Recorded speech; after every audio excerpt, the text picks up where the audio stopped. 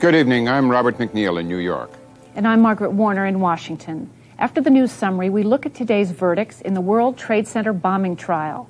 Then our Friday political analysis with Mark Shields, joined tonight by Paul Gigot, a report on Congressman Rostenkowski's primary battle, and essayist Amai Wallach looks at Audubon's natural art. New York Life is proud to provide funding for the MacNeil-Lehrer NewsHour, yet another example of New York Life's wise investment philosophy. Funding has also been provided by PepsiCo.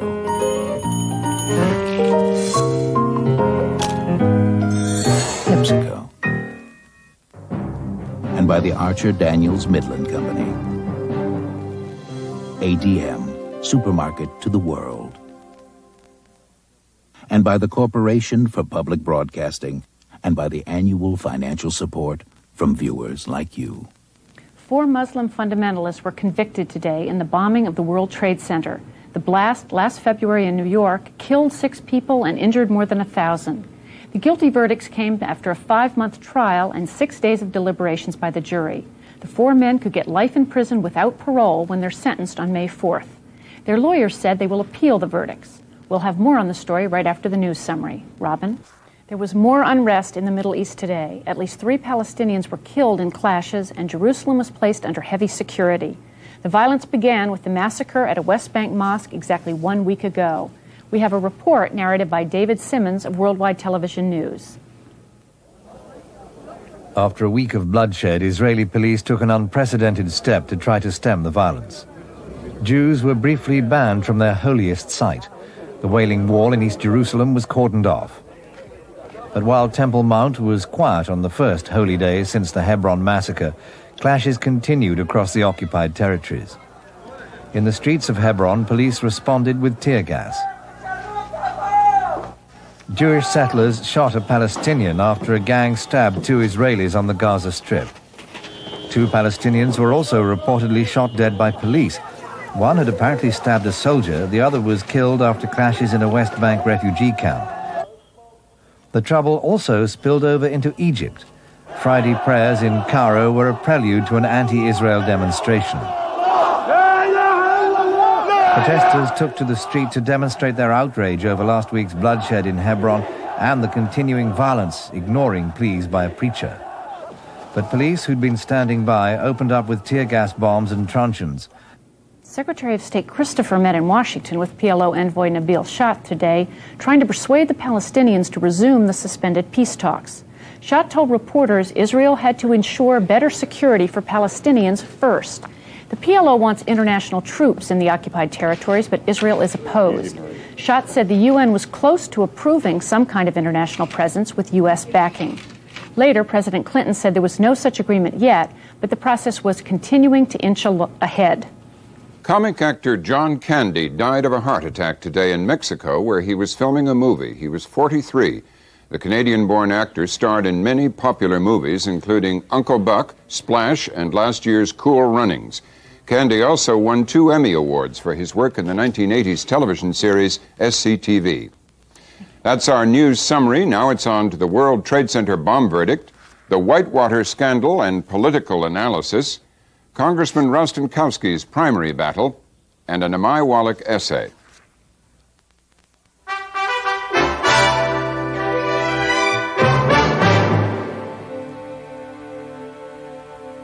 We focus first tonight on the World Trade Center bombing trial and the guilty verdicts against 4 men in the worst terrorist act ever committed on U.S. soil.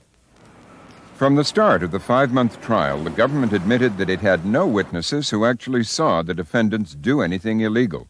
The result, months of tediously technical testimony, as the government tried to build up its circumstantial case bit by bit. There were charts, maps, forensic photos of bloody victims. There was a veritable auto junkyard of blast-damaged vehicle parts. Lead prosecutor J. Gilmore Childers said it was all part of a chain that would link the defendants to the explosion that killed 6 people in the Trade Center's garage and injured more than 1,000 others. The government said defendant Ahmed Ajaj had brought bomb-making materials and videotapes into the country. It said defendant Mahmoud Abu Halima mixed and provided the chemicals. Defendant Nidal Ayad was accused of providing the chemical engineering expertise to make the bomb. And defendant Mohammed Salameh was charged with being involved in several phases, including renting the warehouse where the chemicals were stored and renting the van to carry the bomb. The defense case was a brief one, with only 4 witnesses taking the stand. When jurors began their 6 days of deliberation, they had never heard from anyone who could point to the defendants and swear that they planted a bomb. What they did have was the testimony of more than 200 government witnesses and more than 1,000 exhibits. The prosecution's clear intent from the start had been to make sure that the circumstantial evidence was so massive and so tightly drawn that the defendants couldn't escape it. In the end, the jury, never named in open court, chose to convict all 4 defendants on all charges. Some defendants smiled as the verdicts were announced, but they erupted in angry outbursts when the reading of verdicts was finished. Salameh pounded the table, shouting, "Injustice!" The other defendants shouted at the jury in Arabic. All 4 could get life in prison without parole when they're sentenced in May. Lawyers for all 4 defendants plan appeals. After the court session, both sides offered views on the verdict. There are 2 conclusions that we can reach. Number 1, international terrorism has in fact reached the shores of the United States. And number 2, the justice system of the United States is up to combating that threat. I don't think anyone in the U.S. government today should be patting themselves on the back, because I think the process had been preordained in many ways by the unprecedented leaking by the government. And I think it's a shameful day, actually.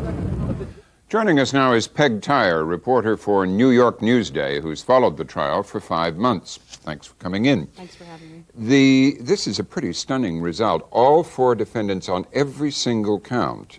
Did even the prosecution expect such a clean result, do you think? I think that they were surprised. I think that their summation was so powerful that by the time they made their closing statements, they were fairly confident they would get at least 2 convictions, 3 possibly, and 4 was, I'm sure they were very pleased. They said they were very pleased to get 4. Because there had been some speculation that 2 might get off One was in prison at the time of the bombing, which would seem to be an almost airtight alibi. Another had very little evidence against him. Yeah. The one in prison was the one who was charged with supplying the knowledge that... attempting to bring the manuals into the country. Yeah, right. You were there today. What was it like when, we've described it briefly, but what was it like? It was extraordinary. The jury came back. It was a very somber occasion. The judge had warned everyone that this was going to be a somber occasion and there would be no outbursts.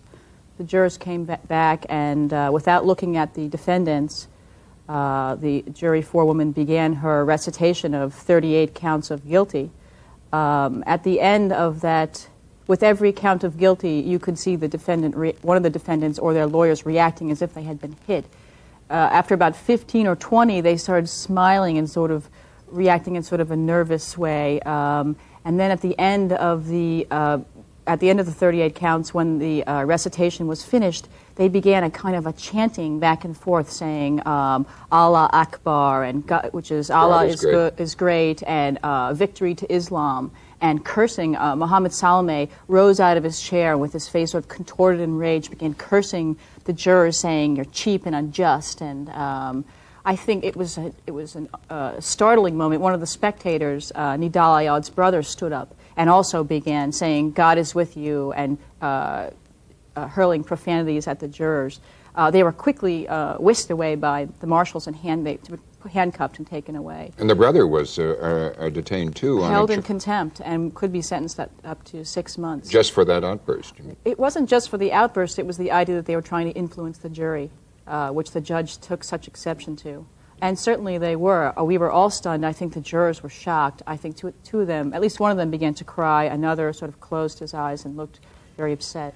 This trial has been very heavily guarded. The jurors have been kept anonymous. The courtroom has been very heavily guarded. Describe that. I mean, I keep reading very heavily guarded. What does that mean? Well, the first few weeks, it was unlike anything I've ever seen before. There were maybe 20 uniformed police officers standing in front. There were riot barricades. There were police officers on horseback. There were uniformed and plainclothes federal agents standing about, ringing the courthouse, not the courtroom, the courthouse, about 3 feet apart. There were sharpshooters on the roofs.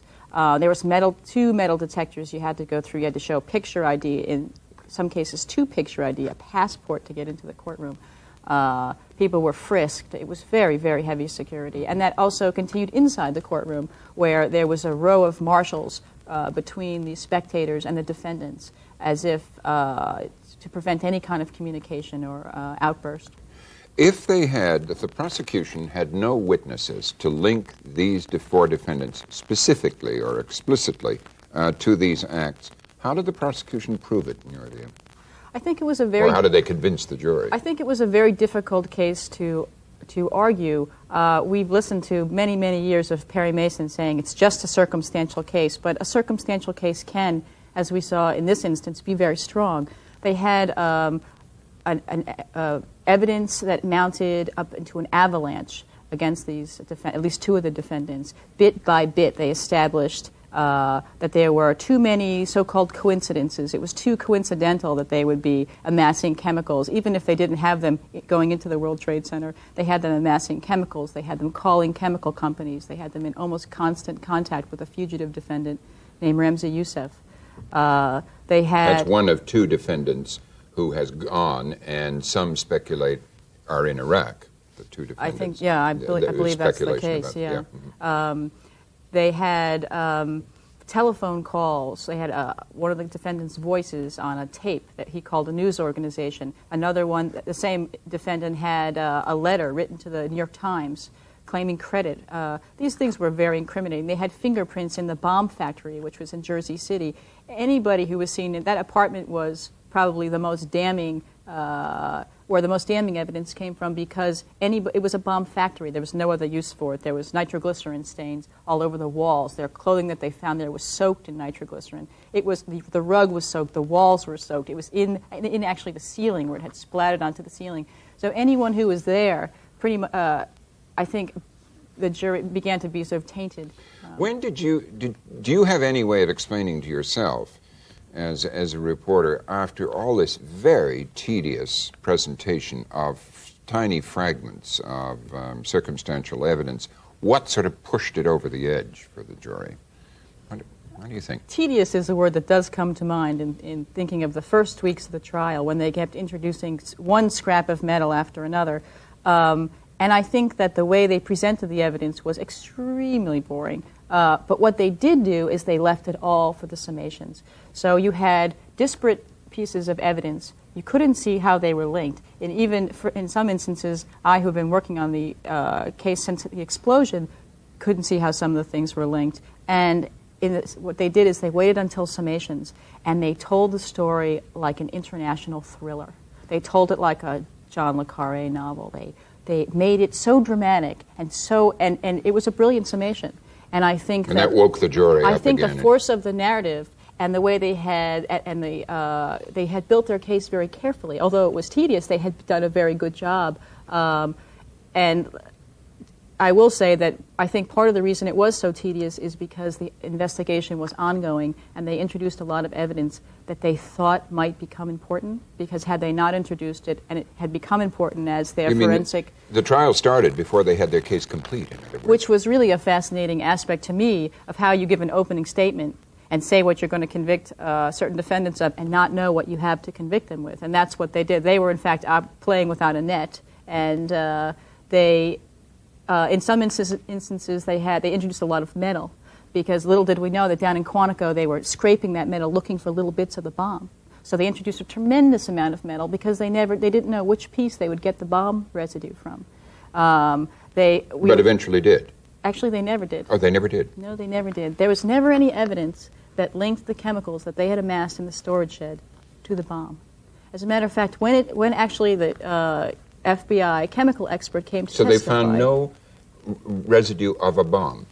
Well, they found a tremendous amount of residue. They found urea, nitrate, but that could have come from the sewage system. They found ammonium nitrate, but that could have come from the fire extinguishers. Everything had an environmental component. It was a tremendous explosion. It was a very cold day.